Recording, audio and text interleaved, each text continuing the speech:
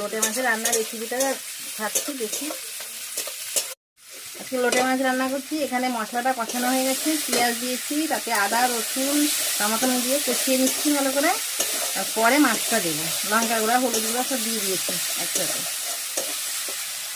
মাছটা একটু শুকতে শুকতে দিচ্ছি, জলটা যাতে কম বেরোয়।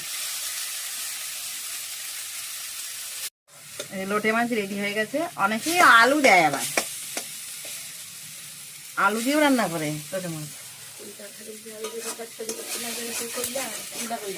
আলু দিয়ে মানে লম্বা লম্বা আলু কেটে, সেই মাছগুলো না ঘাটে না। এটা যেরকম পুরো মানে এরকম হয়ে গেছে, সেটা এরকম হবে না। এটাই